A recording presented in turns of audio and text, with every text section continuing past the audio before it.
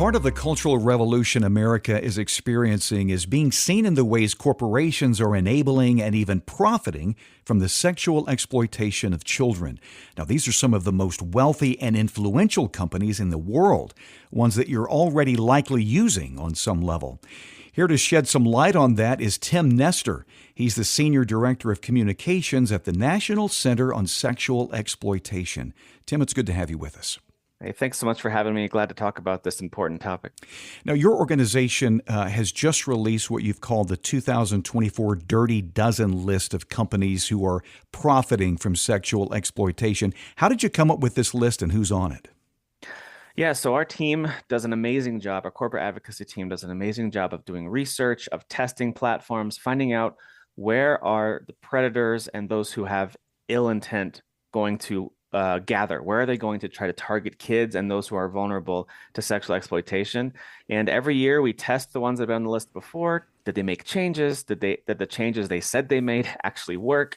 And then that narrows down the list to where are kids and those who are vulnerable going to be most likely to be exploited. So that's how the list comes together. A ton of research, a ton of time goes into it. We have an incredible team who does that work. And then the list goes out usually every spring. On dirtydozenlist.com, we'll have the list every year. And if you want, I can go through the list if that'd be helpful to hear. Yeah, let's walk through the list and you give us kind of an overview of what's going on with these companies. Sure. So we have Apple. Everyone's going to be familiar with Apple. We believe their record is rotten to the core when it comes to child protection. They refuse to detect CSAM on their platform, and the iCloud still has plenty of examples of CSAM there, and we want them to detect CSAM. App Store ratings are still deceptive and can allow children to access harmful apps, sometimes even have them advertised to them. And we want them to let kids report abuse to create easily accessible reporting in iMessage. And I just want to highlight our allies and friends over at the HEAT Initiative. They are doing an amazing job pushing Apple to make changes. And so you can visit them at protectchildrennotabuse.org. Great work they're doing. Now, you mentioned CSAM. What is that? Yeah, that is child sexual abuse material. Okay. And, of course, that is illegal. But a lot of times, whether it's a deep fake or AI generated, becomes a gray area for some folks. Okay, got it. All right. So we have Cash App. You guys are familiar with Cash App? It is the most used payment platform when it comes to commercial sex transactions. And it's so easy to create an account and not be identified. So Cash App is a very dangerous one. CDA 230 is one that I think a lot of people have the most questions about. It is part of the Communications Decency Act, Section 230. And that's where it's easy to get kind of lost in all the legislative dialogue around this. We believe it's the greatest enabler of online sexual exploitation. And we are pushing for legislators to sunset Section 230, which was actually just introduced in May of this year. A Democrat and a Republican have unified together to say it's time to sunset this immunity for big tech companies. Good, that's encouraging. Two others real quick that are familiar to some folks. Cloudflare, they are hosting or allowing a infrastructure for websites that will, whether it's traffickers, deep fakers, those who host CSAM, as we talked about before, and prolific prostitution forums. Cloudflare is a technology company providing support and website infrastructure for some of those. And then Discord, which I'm sure a lot of parents will be familiar with. It's a hotspot for dangerous interactions and deep fakes and CSAM targeting of minors. It's very easy, especially with the gaming focus of that platform. And I see a couple of others on the list, and I guess this is an alphabetical list here. Meta, obviously, is one of the wealthiest companies. What are they doing? What's Facebook and all of their brands doing?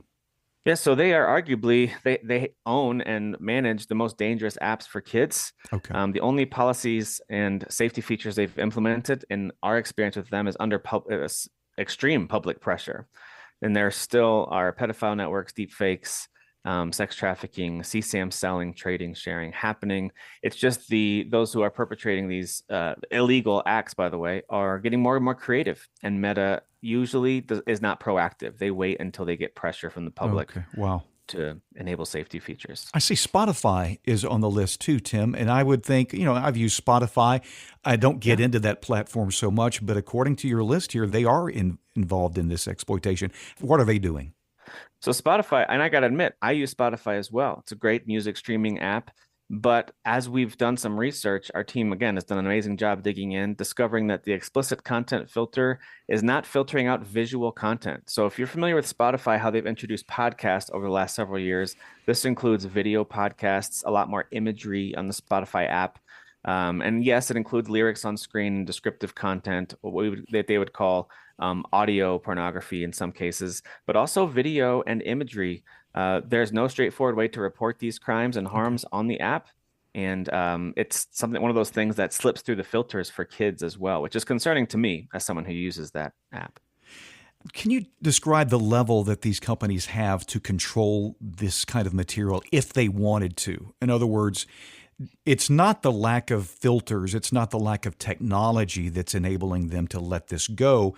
It's a conscious effort. Is that what you're finding?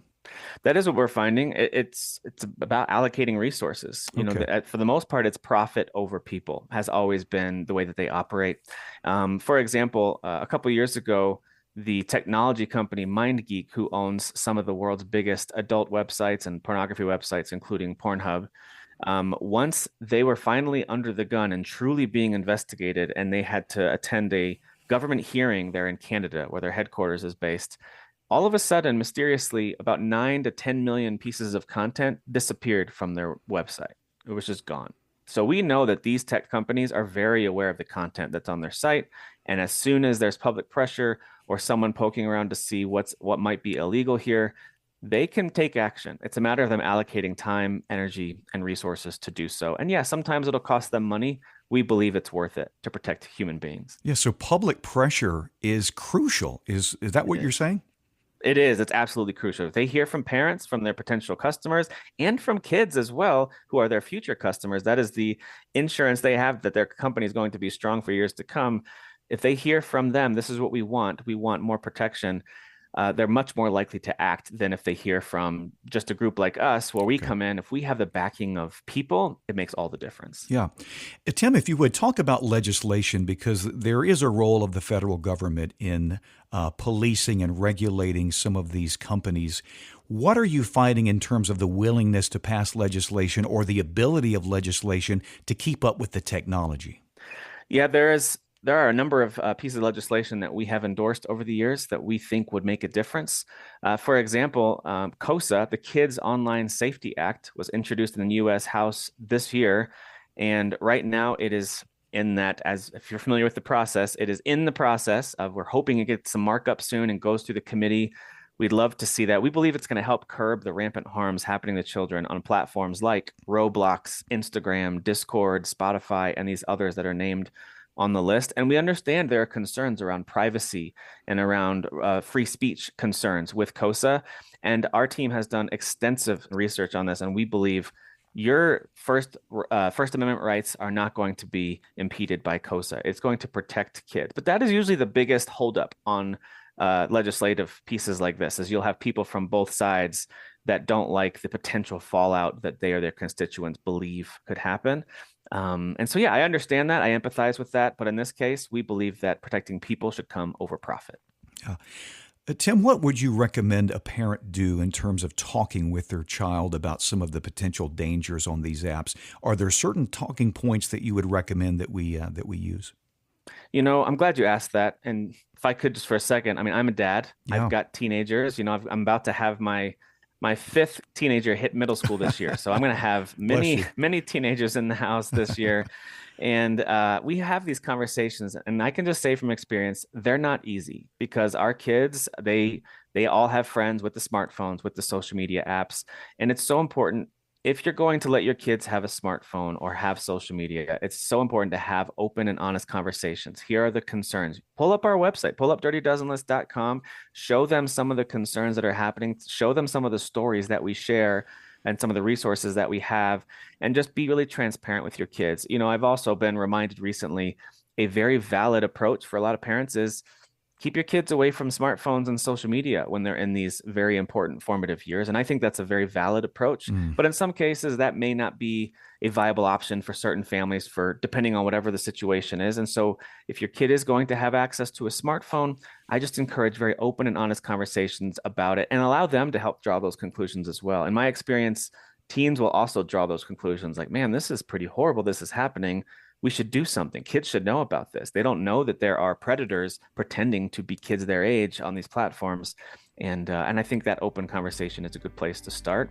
And our website does have a lot of resources that can help with that at dirtydozenlist.com. Yeah, I'm glad you mentioned that website. I was just going to segue to that. So if you're listening and you want more information about these top companies that are involved in sexual exploitation, a lot of things that you can do as a parent or as an individual to take an action, the website is dirtydozenlist.com, dirtydozenlist.com.